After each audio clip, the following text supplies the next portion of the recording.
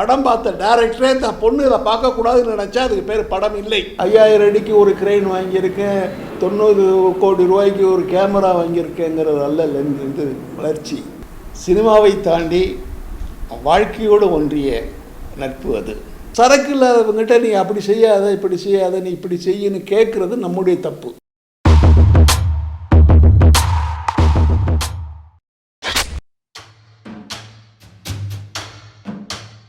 கிட்டத்தட்ட 40-45 வருஷமாக நாங்கள் பழகிட்டு இருக்கிறோம். எங்களுக்குள் இருக்கிற கருத்தொற்றுமை, ஒருவரை ஒருவர் புரிந்து கொண்ட அந்த மேலான நிலை, எல்லாவற்றுக்கும் மேலாக நிஜமான நேசம், சினிமாவை தாண்டி வாழ்க்கையோடு ஒன்றிய நட்பு அது. திரையுலக நட்பாக மலர்ந்தது தான் எங்கள் நட்பு. ஆனால் அது காலப்போக்கில் அந்த வரையறைகளையெல்லாம் தாண்டி அண்ணன் தம்பிகளாக வாழ்ந்து கொண்டிருக்கிறோம். உணர்ச்சிகள் மனிதரில் திணை நிறங்களா மனக்கணக்கில் ஒரு கெஸ்ட் ரோல் இது வரைக்கும் கமல் என்னுடைய இயக்கத்தில் ஆக்ட் பண்ண படம். என்னடா அது? நலப்பிரசவம்.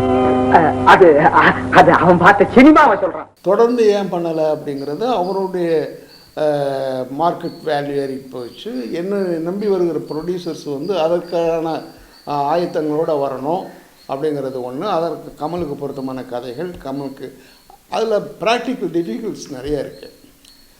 தொடர்ந்து படங்கள் செய்யலை அப்படிங்கிறதுனால எங்களுடைய நட்பில் எந்த விதமான ப்ராப்ளமும் கிடையாது. ரஜினி என்னுடைய ஒரு படத்தில் தர்மயுத்தங்கிற ஒரு படத்தில் நடித்தார். அந்த ஒரு படத்தில் போதுமான அனுபவங்கள் நட்புலாம் இருக்குது. என்னுடைய பிறந்த நாளுக்கு கூட ஒரு இதில் ஜோக் ஃபால்ஸில் இருந்து தொலைபேசி மூலமாக வாழ்த்து தெரிவித்தார். அடுத்த தடவை கோயிலுக்கு போகிறப்போ இன்னொன்று வேண்டிக்கோ, எத்தனை ஜென்மங்க எடுத்தாலும் நீ தான் எனக்கு தங்கச்சியாக பிறக்கணும்.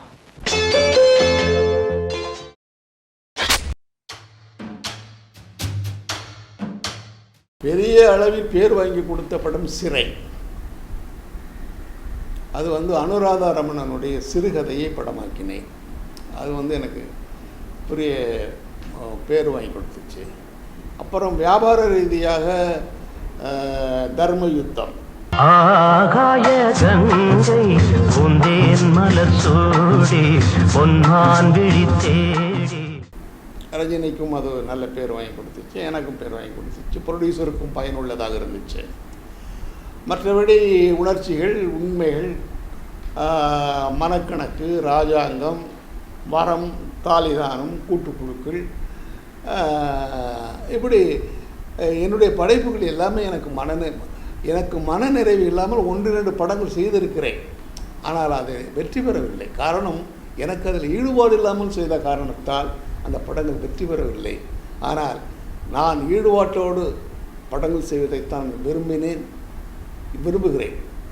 ஏன்னா நான் நம்பாத ஒன்றை மக்களை நம்ப செய்வதுங்கிறது எனக்கு ரொம்ப கஷ்டமான காரியம். அது பொய்ன்னு தெரிஞ்சதுக்கு அப்புறமும் அதை மக்கள்கிட்ட கொண்டு போய் இதை நம்புங்கள் அப்படின்னு சொல்கிறது வந்து மிகப்பெரிய தவறுன்னு நான் நினைக்கிறேன். இதை வெறும் கௌரவ பிரச்சனையா நினைக்காம ஒரு பெண்ணுடைய வாழ்க்கை பிரச்சனையா நினைக்கணும்.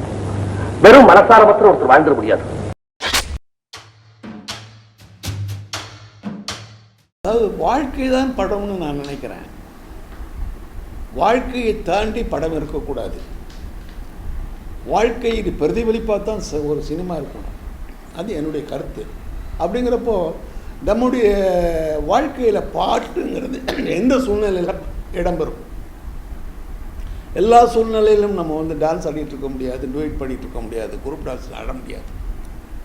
ஒரு குறிப்பிட்ட சூழ்நிலையில் தான் பாட்டு நம்ம வாழ்க்கையில் இடம்பெற முடியும். அது மாதிரியான சூழ்நிலைகள் தான் என் படத்தில் பாட்டுகள் இடம்பெறும். மழை தரும் என் மேகம் மயங்குதம்மா எண்ணங்கள். ஆரம்ப ஆசைகளே வந்து வித்தியாசமான படங்கள் எடுக்கணுங்கிறது தான். அது ஒரு அதாவது என்ன சொல்கிறது, கொஞ்சம் விலகி போகிறது தான் என்னுடைய நோக்கமே. நீரோட்டத்திலிருந்து கொஞ்சம் விலகி. காலம் மாறிக்கிட்டே வருதுங்க. பிறவிக்கு மணமகன் தேவையில்லை, விளம்பரம் போடுற காலம் இது. அதனால நம்ம கமலாவுக்கும் இன்னொரு கல்யாணத்தை பண்ணி வச்சிடுவோங்க. இந்த சமூகத்தோடு நம்ம பகிர்ந்துக்க வேண்டிய கருத்துக்கள், விஷயங்கள் நிறைய இருக்கிறப்போ வெறும் பொழுதுபோக்கை மாத்திரமே மையமாக வச்சு படங்கள் எடுக்கணுமா அப்படிங்கிறது என்னுடைய கருத்து. அதனால் என்னுடைய படங்களில் காதலோ பொழுதுபோக்கு அம்சங்களோ சண்டை சச்சரவு இதெல்லாம் வந்து ரொம்ப ரேராக இருக்கும், அவசியப்பட்டால் இருக்கும். ஆரம்பத்தில் இருந்த முதல் படமே வந்து உணர்ச்சிகள்ங்கிறது ஆஃப் பீட் புதில் தான். அதில் வியாபார நோக்கமே இருக்காது. இந்த சமூகத்தில் இருக்கிற பல்வேறு பிரச்சனைகளை பல்வேறு கோணத்தில் என்னுடைய கருத்துக்களை சொல்கிற மாதிரி என்னுடைய இதை பண்ணியிருப்பேன். அதே மாதிரி தான் என்னுடைய பயணம் இருக்கணும்னு நான் விரும்பினேன். அந்த பயணத்தில் ஒரு சிவாஜி சாரோ எம்ஜிஆர் சாரோடோ என்னால் போகவே முடியாது. அவங்க இமயங்கள், அதில் ஒன்றும் சந்தேகமே இல்லை. ஆனால் அவங்களோட இணைஞ்சு செயல்படுறதுக்கு அளவுக்கு எனக்கு விஷயங்கள் இல்லை. எனக்கு வியாபாரம் தெரியல. அது எப்படி விற்கிறது, அதில் என்ன பலம் இருக்குது பலவீனம் இருக்குங்கிறது வியாபாரிகள் வந்து பார்த்துட்டு சொல்கிறாங்க. அது அந்த மாதிரி, அது அந்த குறை இருக்குது இந்த குறை இருக்குதுன்னு சொல்கிறாங்க. அந்த குறைகள் எனக்கு தென்படலை. முதல்ல நான் ஒரு நல்ல படம் எடுக்கணும்னு விரும்பினேன், அதற்காக முயற்சி பண்ணேன், எடுத்தேன். ஆனால் வியாபார நோக்கில் அதில் இருக்கிற மைனஸ் பாயிண்ட்ஸை தான் வர்ற வியாபாரிகள் பார்க்குறாங்க. ஸோ அவர்களுடைய கணக்கில் இது வியாபாரத்தில் வந்து லாபமாக இருக்காது அப்படிங்கிறப்போ அது பிஸ்னஸ் ஆகலை. ஆக எனக்கு வியாபாரம் தெரியாத காரணத்தால் என்னுடைய இயலாமையினால தான் அந்த படம் நிற்கிறதே தவிர படம் முடிஞ்சிருச்சு. அன்னைக்கு இருந்த நிலையில் குஷ்புங்கிற ஒரு நடிகை, நல்ல மார்க்கெட்டில் இருந்த நடிகை வந்து, அப்புறம் மனோரமா இருக்காங்க, விசு இருக்கார், என்ன பண்ணோம். ஆனால் அவங்க வந்து பார்க்குறவங்க என்னென்ன மைனஸ் இருக்கோ அதைத்தான் சொல்கிறாங்க. நாம் ப்ளஸ்ஸை மாத்திரம் பார்க்குறோம், அவங்க மைனஸை மாத்திரம் பார்க்குறாங்க. அதனால் அது வியாபாரமாகலை, வெளிவர முடியாமல் போச்சு. இல்லை, எனக்கு ஆரம்ப காலத்தில் இருந்து எனக்கு சினிமா ஆசைகள் வந்த காலத்தில் இருந்து தமிழில் இருந்த பல பெரிய டைரக்டர்கள், ஒரு பீம்சிங், ஒரு ஸ்ரீதர், அந்த மாதிரி தலை சிறந்த டைரக்டர்கள்லாம் வந்து எனக்கு ஈவன் பாலச்சந்தர், அவங்கெல்லாம் எனக்கு வந்து ஒரு உந்து சக்தி தான்.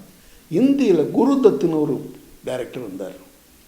அவருடைய படங்கள் என்னை ரொம்ப பாதிச்சது.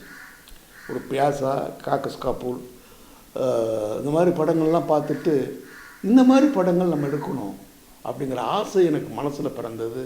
குருதத்து படங்கள், பாலச்சந்திர படங்கள், அதெல்லாம் வந்து நிச்சயமாக எனக்காக என்னுடைய மனசில் உந்து சக்தியாக இருந்தவங்க இருக்கிறாங்க.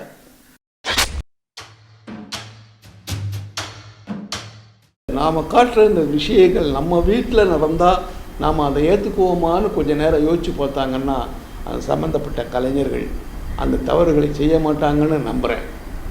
ஒரு 15 வயசு பொண்ணும் 14 வயசு பையனும் லவ் பண்ணுறாங்கிறத நம்ம வீட்டில் நடந்தால், நம்ம பொண்ணு அதை செய்தால், அதை நம்ம அனுமதிப்போமா, அதை நம்ம ரசிப்போமா, இல்லை அவங்களுக்கு ஒரு பாட்டு போட்டு இதை பாடுங்கன்னு சொல்லுவோமா? சொல்ல மாட்டோம். ஏன்னா அது நம்ம பொண்ணு. அந்த நம்ம பொண்ணுங்கிற கவலை இருக்குல்ல உங்களுக்கு, அந்த நம்ம பொண்ணுங்கிற கவலையும் நம்ம பையங்கிற கவலையும் இந்த சமூகத்தில் இருக்கிற மற்ற பையன்களை பற்றியும் மற்ற பெண்களை பற்றியும் குழந்தைகளை பற்றியும் உங்களுக்கு இருந்தால் அதுதான் சமூக கவலை. அந்த சமூக கவலை தான் ஒரு நல்ல கலைஞனின் அடையாளம். ஒரு படம் என்பது ஒரு குடும்பத்தோடு போய் உட்கார்ந்து பொண்டாட்டி, புள்ள, புருஷன், அக்கா, தங்கச்சி, அண்ணன், தம்பி, புள்ள எல்லாரும் உட்கார்ந்து கம்பீரமாக படம் பார்க்கணும். அதுக்கு பேர் தான் படம். படம் பார்த்த டைரக்டரே தான் பொண்ணு இதை பார்க்கக்கூடாதுன்னு நினச்சா அதுக்கு பேர் படம் இல்லை. $5000 அடிக்கு ஒரு கிரெயின் வாங்கியிருக்கேன், 25 இதில் ஒரு லென்ஸ் வாங்கியிருக்கேன், 90 கோடி ரூபாய்க்கு ஒரு கேமரா வாங்கியிருக்கேங்கிறது அல்ல இது வளர்ச்சி. அந்த கேமராவும் கிரேனும் லென்ஸும் எதற்காக பயன்படுகிறது, அதன் மூலமாக என்ன கருத்தை இந்த சமூகத்துக்கு நீ சொல்ல போற, அதுதான் வளர்ச்சி. ஆக இது வளரல, தேஞ்சிக்கிட்டு வருது.